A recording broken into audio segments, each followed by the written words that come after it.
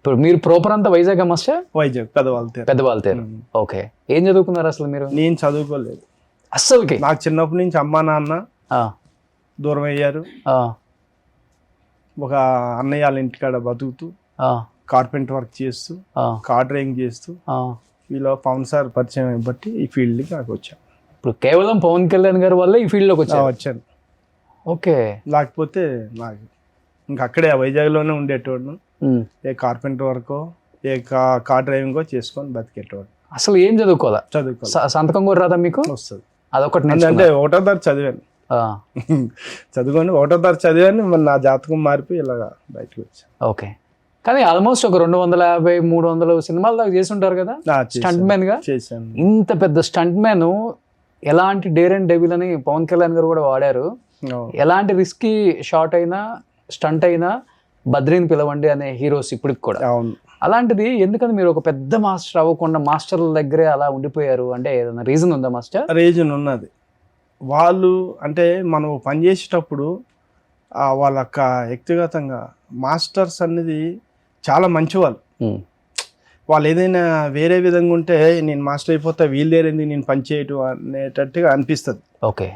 కానీ నేను మాస్టర్లు వచ్చిన దగ్గర నుంచి ఒక ఫైటరు ఒక వర్కరు అని ఎప్పుడు వాళ్ళు అలా చూడలేదు. వాళ్ళ పిల్లల్లాగే నన్ననే కాదు ప్రతి ఫైటర్ని వాళ్ళు వాళ్ళ మనుషుల్లాగా వాళ్ళ ఇంటి ఫ్యామిలీ మనుషుల్లా చూస్తారు తప్ప. ఎందుకంటే వాళ్ళు కూడా అలాంటి బ్యాక్గ్రౌండ్ నుంచి వచ్చారు కదా, కష్టంలో నుంచి వచ్చారు. దాంట్లో నేను ఇది అయిపోయాను. రామలక్ష్మణ్ మాస్టర్ కదా మీ గురువుస్? అంటే గురువులు అంటే మాస్టర్లో గురువుల లెక్కే నాకు. రాజు మాస్టర్ గారు మా గురువు. రామలక్ష్మణ్ కూడా రాజు మాస్టర్లే గురువు. ఇప్పుడు నాకు వాళ్ళు గురువుల లెక్కే.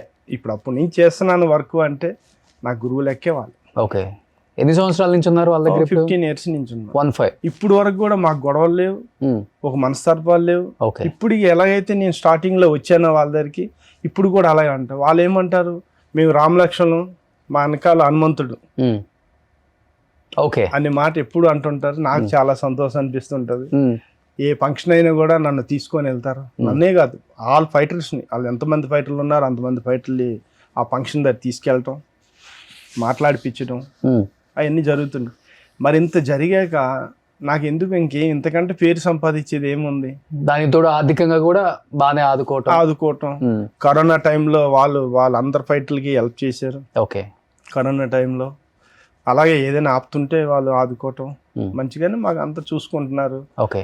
ఆ మాస్టర్స్ వల్ల ఎంతమంది హీరోలు పరిచయం అవటాలు.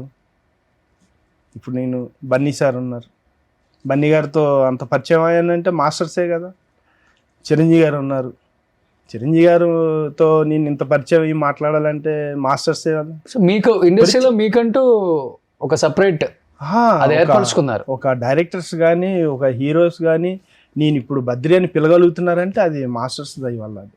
మాస్టర్స్. ఇంకొకటి ఏంటంటే ప్రతి సినిమాలో ఆ హీరోకి ఒకటి రెండు సీన్లలో మీరు కూడా యాక్ట్ చేస్తూ ఉన్నారు, ఫైట్లు కూడా చేస్తుంటారు.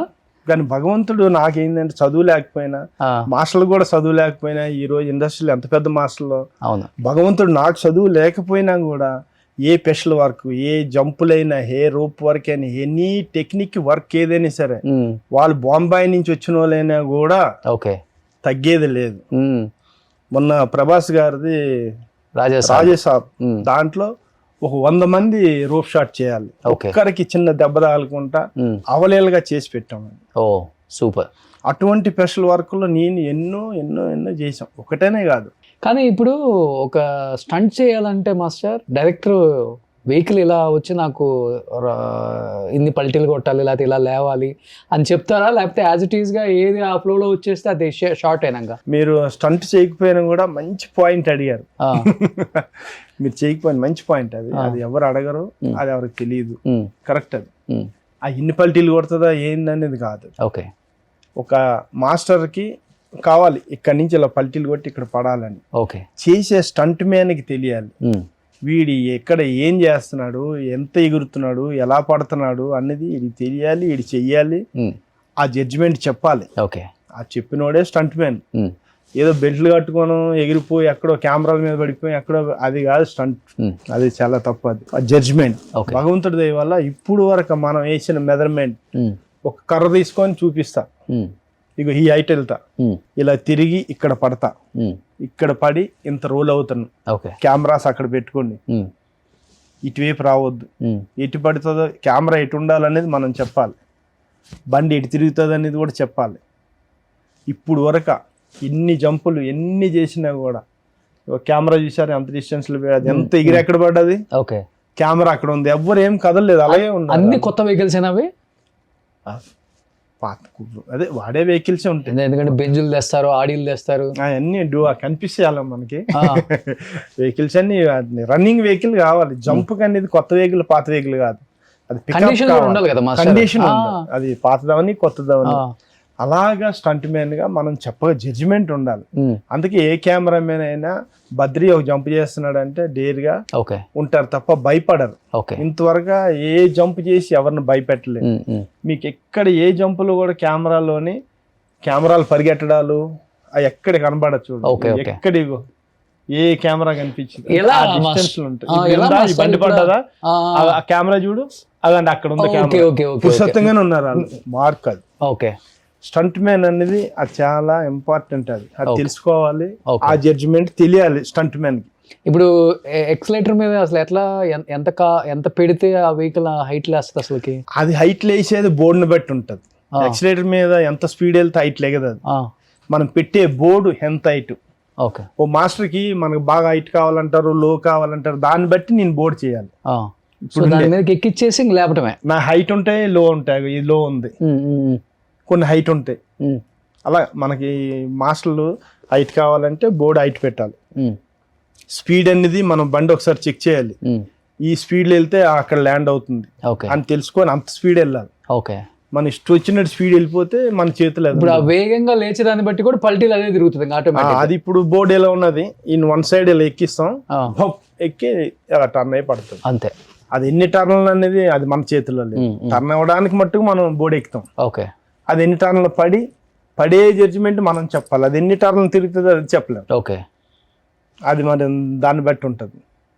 లైట్ వెయిట్ అయితే ఫాస్ట్ తిరుగుతుంది, హెవీ వెయిట్ అయితే స్లో తిరుగుతుంది, పడే మార్క్ మట్టుకు మనం ఇవ్వాలి. కానీ ఈ లారీ ఇన్ని పల్టీలు తిరుగుతుంది, అంత వెయిట్ ఉన్న లారీ, అసలు మీరు స్టీరింగ్ పట్టుకొని అలానే ఉంటారా? ఎప్పుడు స్టీరింగ్ వదలకూడదు, అలాగే ఉండదు. లారీ ఎక్కువేం పల్టీలు ఏం తిరగదు కాదు అసలు. స్టీరింగ్ పట్టుకోవడానికి కూడా అసలు ఆ వైబ్రేషన్ ఆ స్పీడ్ లో ఉంటాయి చేతులు అక్కడ ఉండాలి, లేకపోతే ఈ మధ్యలో ఎక్కడైనా పెడితే ఇరిగిపోతాయి. అరే ఇప్పుడు ఇలా ఉన్నాం, ఆ లారీ అన్ని పల్టీలు ఏం కొట్టదు, సైడ్కే పడుతుంది.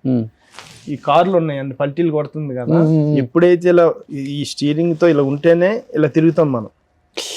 ఈ మధ్యలో ఈ చెయ్యి తీసి పెట్టి ఇలా పెట్టాం మనం, ఈ స్పీడ్ లోని ఈ చెయ్యి ఇక్కడ ఈ చెయ్యి ఇందులో పెడితే బయటికి వెళ్ళిపోద్ది, చెయ్యాలి ఇరిగిపోద్ది కదా. ఎప్పుడు కూడా స్టీరింగ్ వదలకూడదు, అప్పుడు మన చేతులు మన దగ్గర ఉంటాయి.